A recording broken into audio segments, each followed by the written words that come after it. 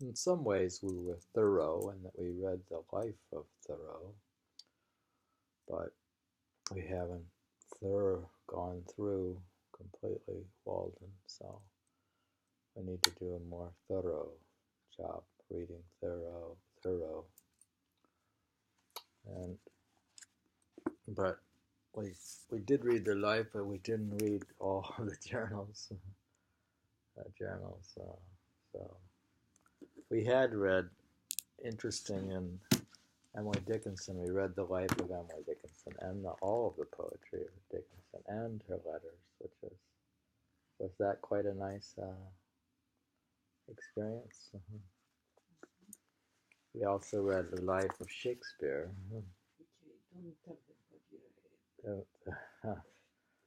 We're doing a summary of the year 2019. Of course, Emily was a lot in last year.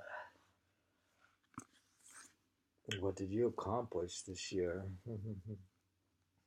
We accomplished the fact that we read a book. We're accomplishing our accomplishment for 2019 as we read Walden. At length, we're reading from Housewarming. Since it's cold out, we're going to read this book. At length, the winter set in good earnest. Just as I had finished plastering, he had plastered his little house, the cracks and the chinks. He had chinks in the wall.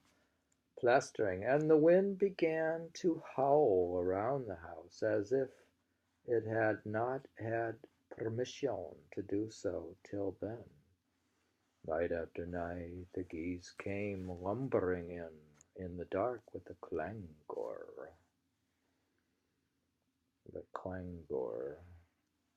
and the whistling of wings, even after the ground was covered with snow, some to alight in Walden, and some flying low over the woods towards Fairhaven, bound for Mexico. We used to have traveling geese or ducks come land on Smith Pond. And my mother and father, they would stare out the kitchen window. And just as a kid, I just grew up just staring at the pond. So my meditation was to stare at Smith Pond and watch the birds come.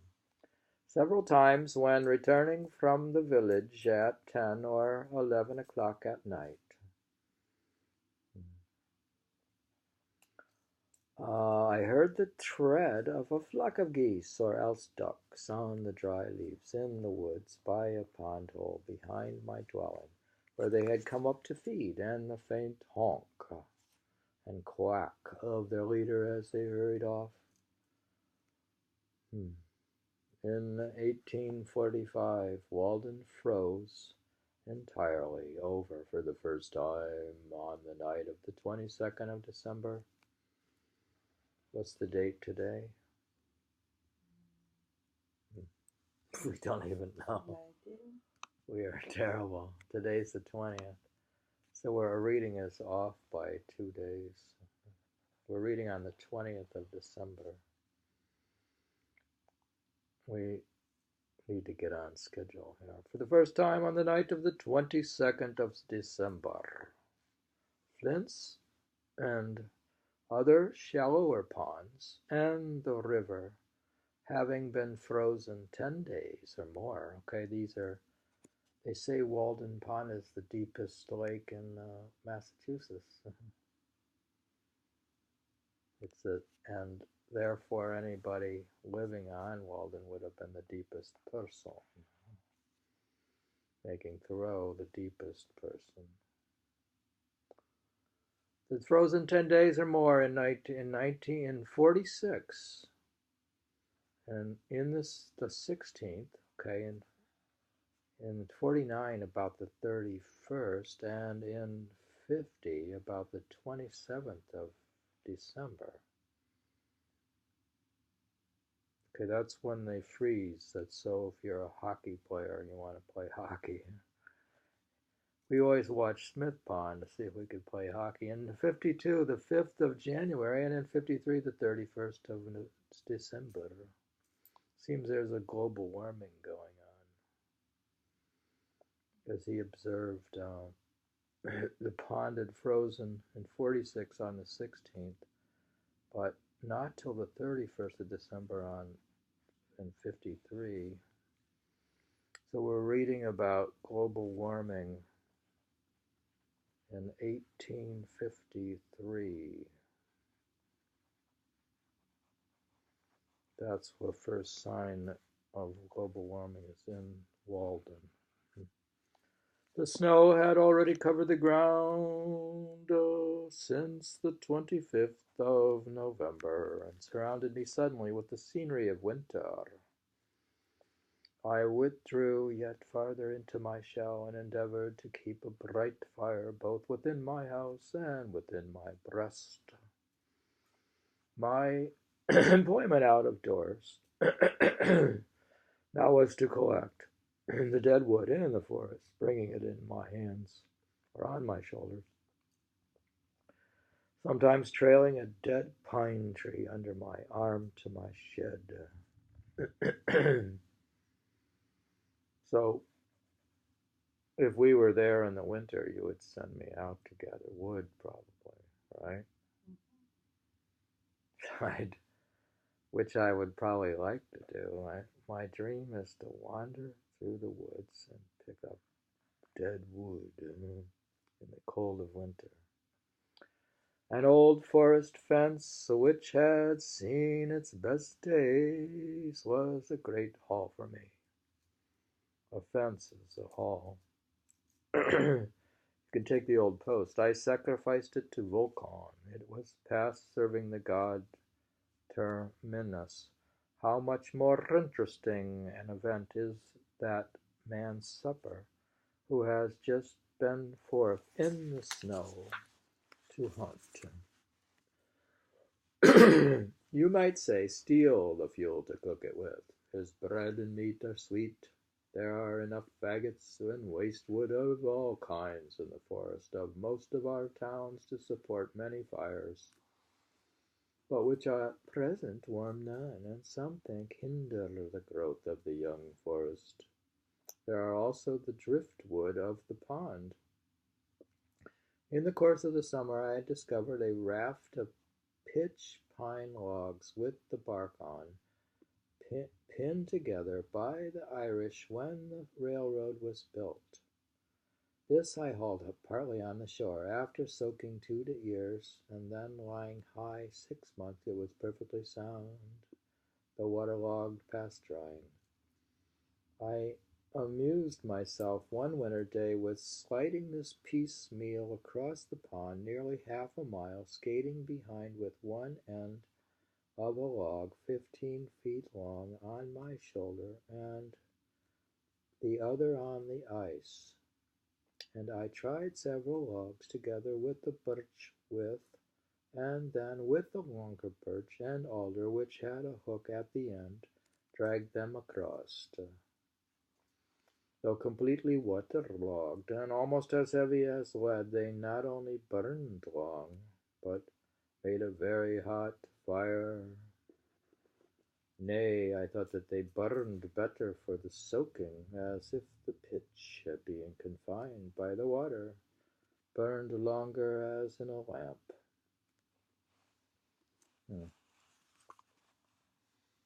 See, we have no experience in which wood to burn and how it burns, because we don't burn wood.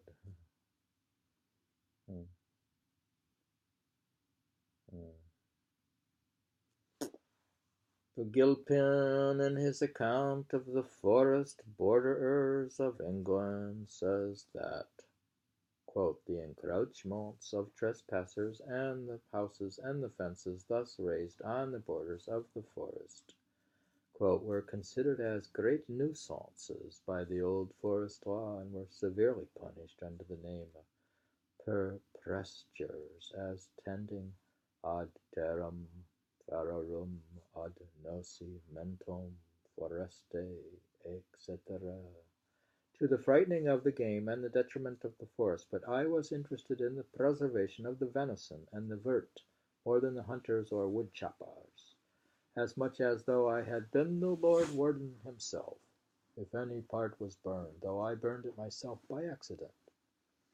I grieved with a grief. I grieved with a grief that lasted longer and was more inconsolable than that of the proprietors. Nay, I grieved when I was cut down by the proprietors themselves. Do you think we should grieve when a tree is cut down? Did he grieve? He grieved with grief. I grieved when it was cut down by the proprietors. I was when in the wall I see the trees burning. The trees burning? In Yugoslavia, and the trees were burning. It was so painful. In the war? Too much. And when they burn now, all the trees burning.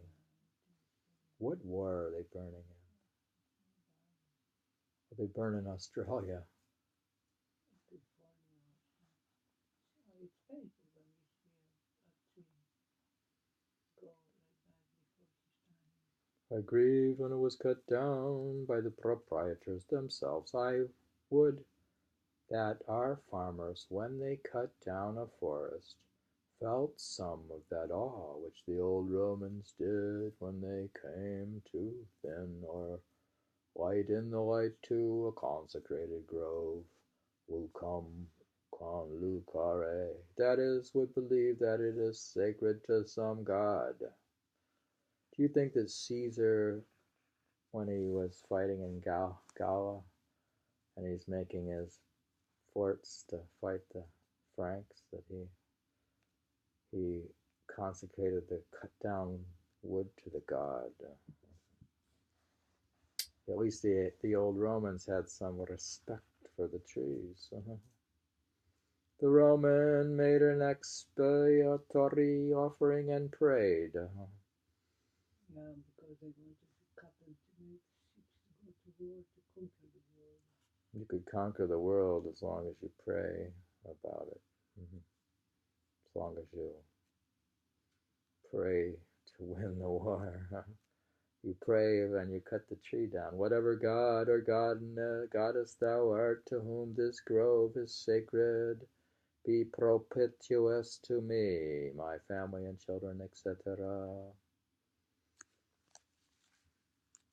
Well, people don't grieve. They think they can just cut the tree down now. It's like that's inanimate object with the materialism. Man can dominate. They can just take Amazon forest down. They have the right because of the price of soybeans. It is remarkable what a value is still put upon wood, even in this age and in this new country. A value more permanent and universal than that of gold. After all our discoveries and inventions, no man will go buy a pile of wood.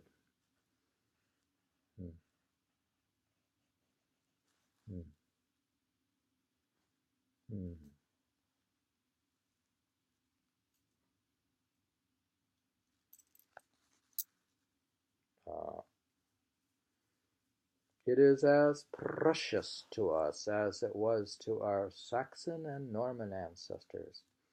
If they made their bows of it, we made our gun stocks of it.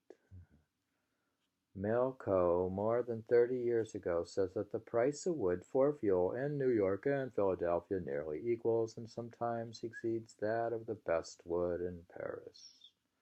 Though this immense capital annually requires more than 300,000 cords and is surrounded to the distance of 300 miles by cultivated plains, in this town the price of wood rises almost steadily, and the only question is how much higher it is to be this year than it was last.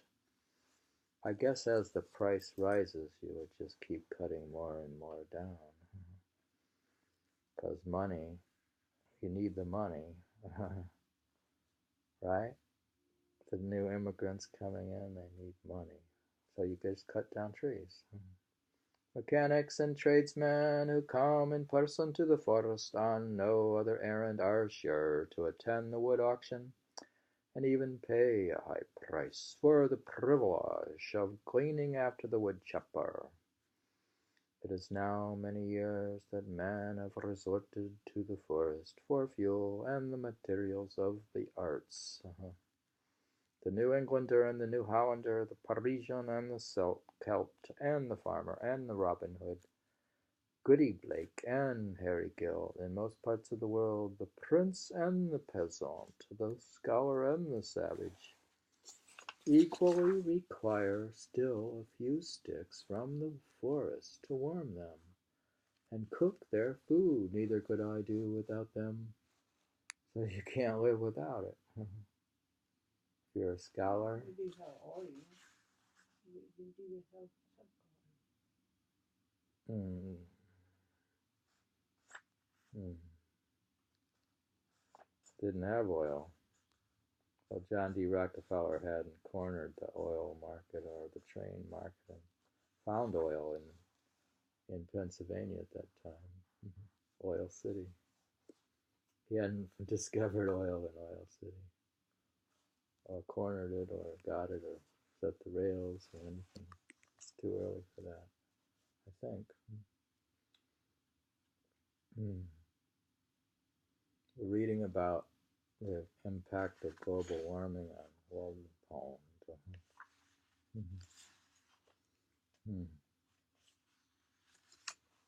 Every man looks at his woodpile with a kind of affection. Do you look at your woodpile with affection?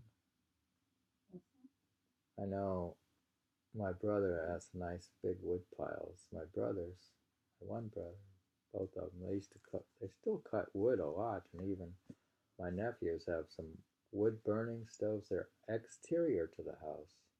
They're outside. They're not at the house. They're a distance from the house.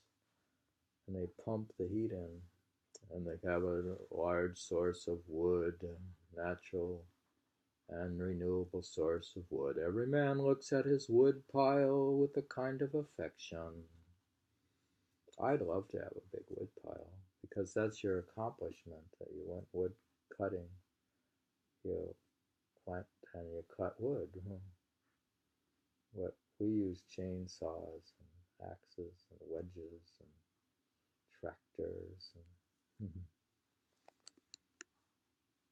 I love to have mine before my window, and the more chips the better, to remind me of my pleasing work.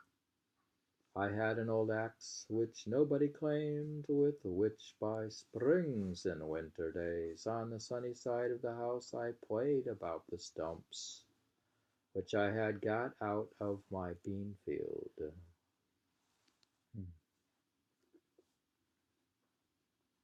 As my driver prophesied when I was ploughing, they warmed me twice, once while I was splitting them, and again when they were on the fire, so that no fuel could give out more heat. As for the axe, I was advised to get the village blacksmith to jump it, but I jumped him.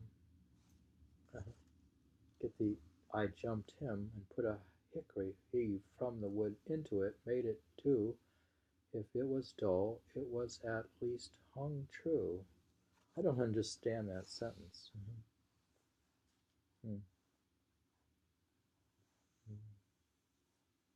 I was advised to get the village blacksmith to jump it.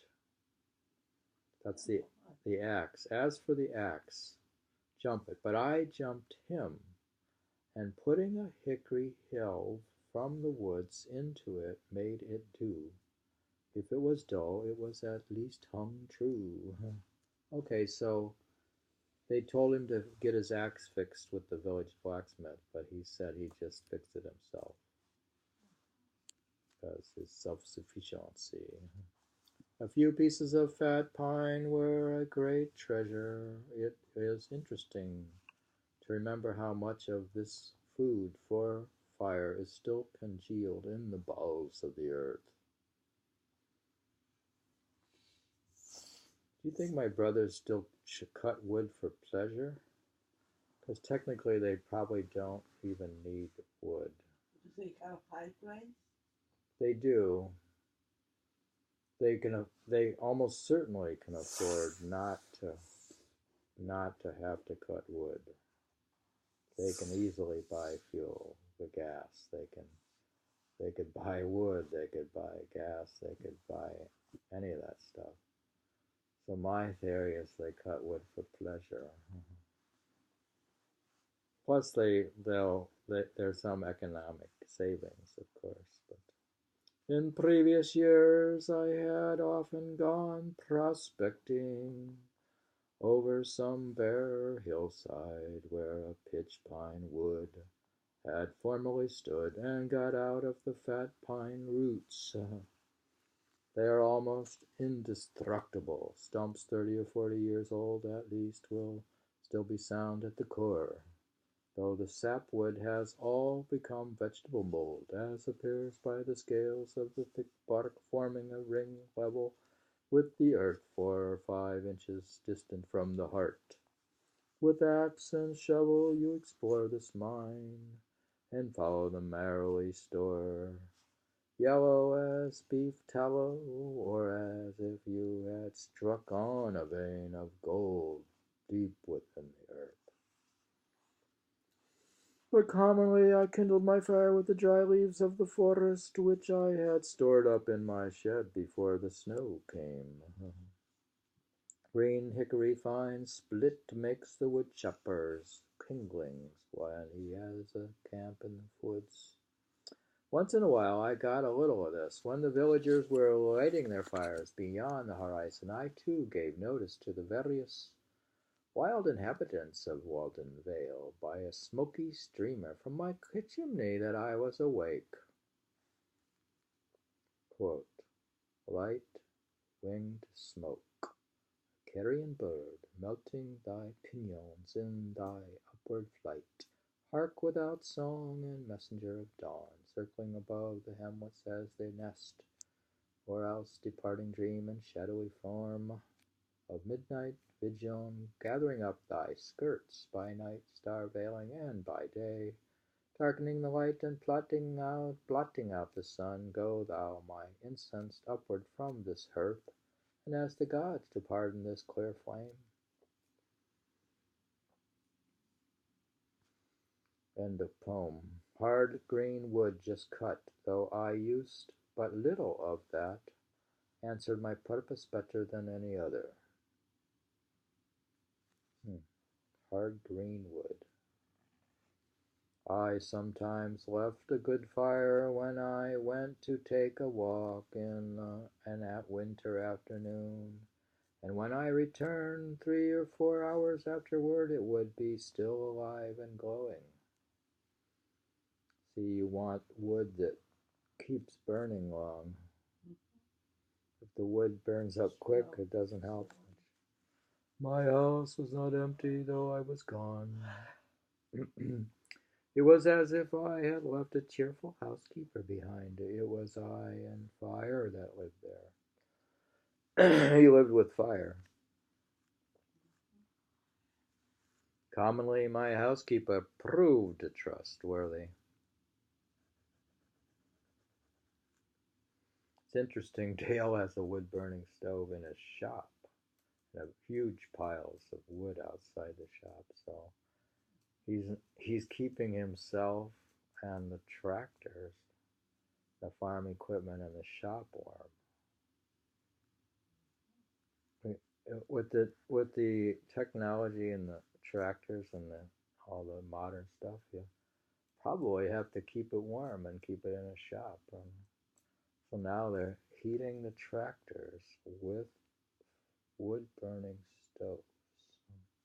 One day, however, I was splitting wood. I thought that I would just look in at the window and see if the house was not on fire. It was the only time I remember to have been particularly anxious on this score, so I looked and saw that a spark had caught my bed. Oh. And I went in and extinguished it when it had burned a place as big as my hand. But my house occupied so sunny and sheltered a position, and its roof was so low that I could afford to let the fire go out in the middle of almost any winter day. Dear, his house almost burnt down. That's frightening. Of course, like a fire can throw a spark. His bed a little bit, not his house. Yeah, but there was a spark. Yeah, but he stopped it. I know he stopped it, but what if he didn't stop it?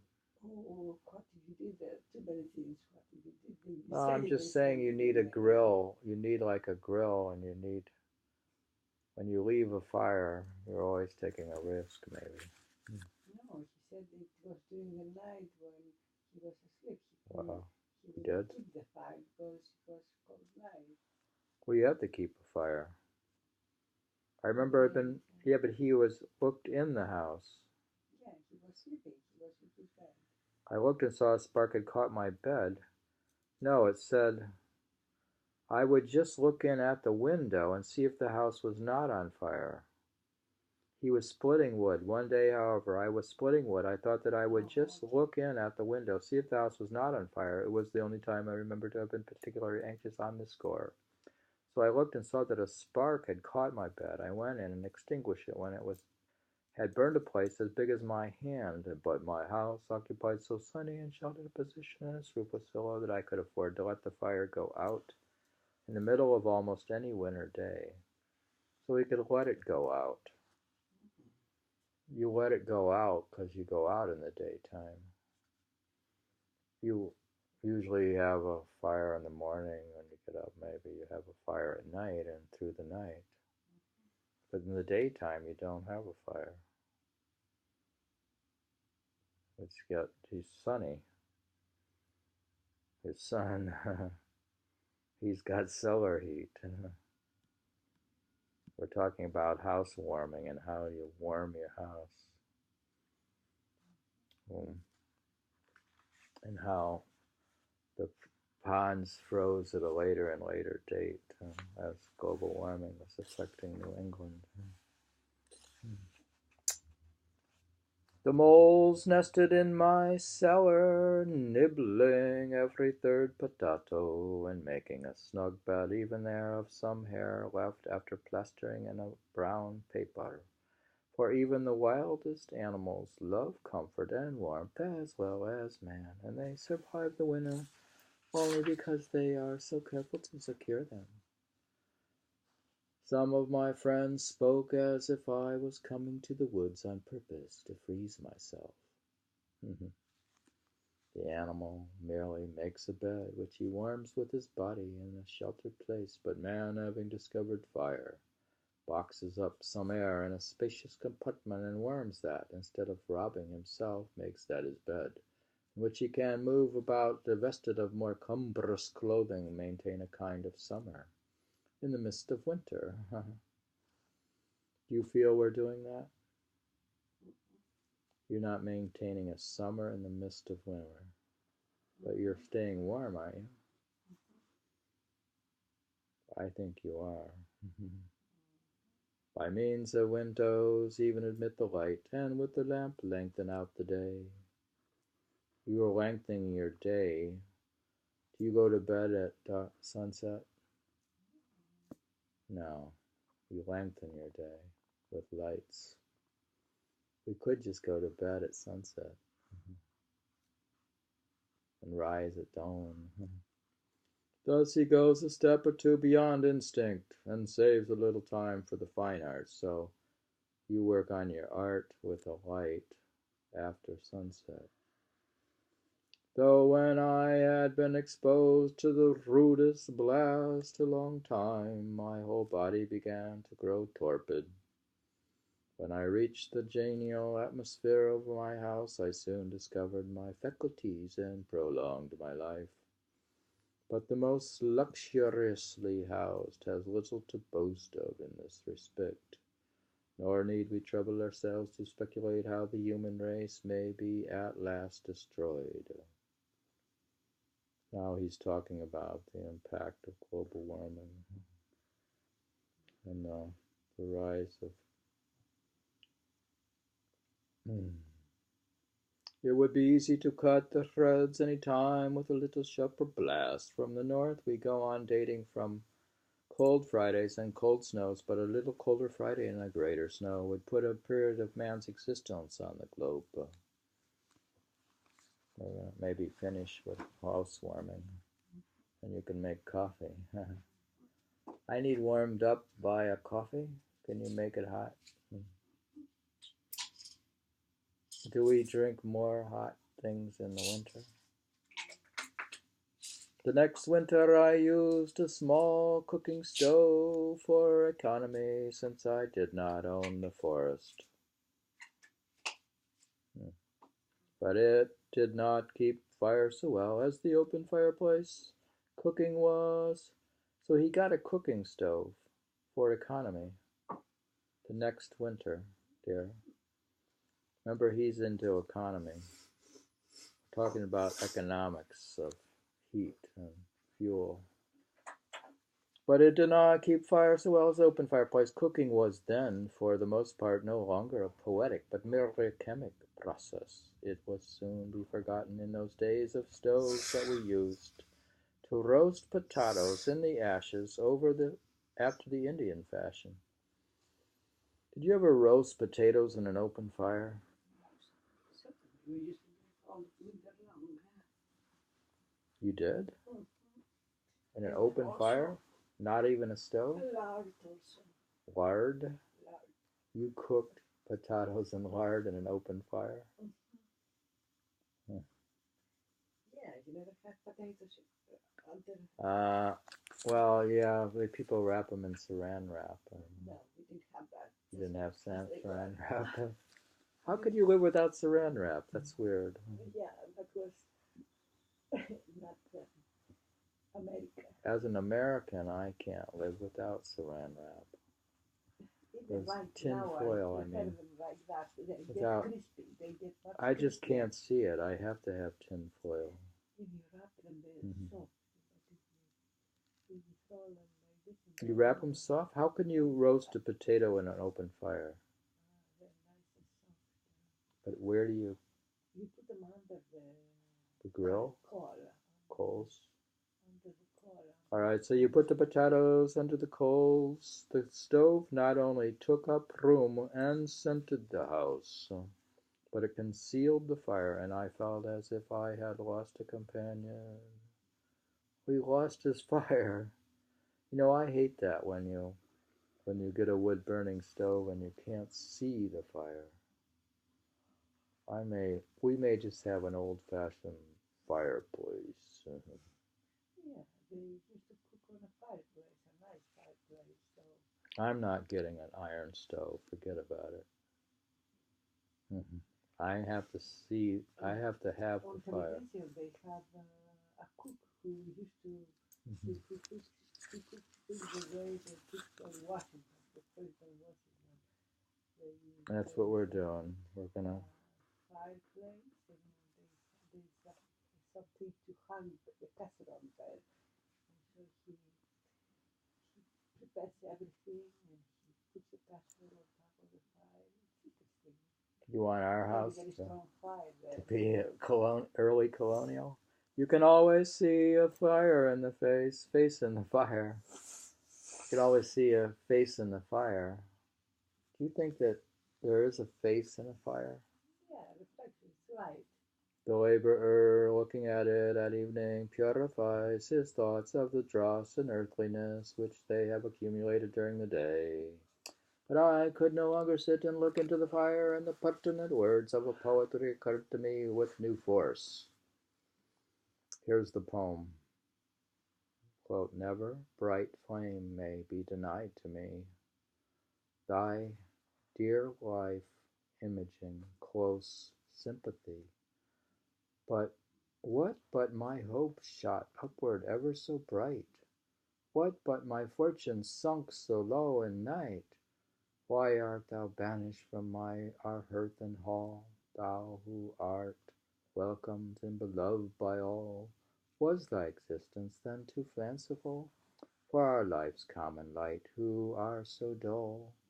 Did thy bright gleam mysteriously converse hold with our congenial souls, secrets too bold. Well, we are safe and strong, for now we sit beside a hearth where no dim shadows flit, where nothing cheers nor saddens but a fire warms feet and hands, nor does to more aspire, by whose compact utilitarian heap the present may sit down and go to sleep, nor fear the ghost who from the dim past walked, and with us by the unequal light of the old wood fire talked. That's a nice poem. I like that one. It's a poem about his fireplace. It's a fireplace poem. Well, we finally warmed ourselves up by reading his poem about the fire. And that's how you warm up the house, is by reading a poem. So that's the conclusion to housewarming.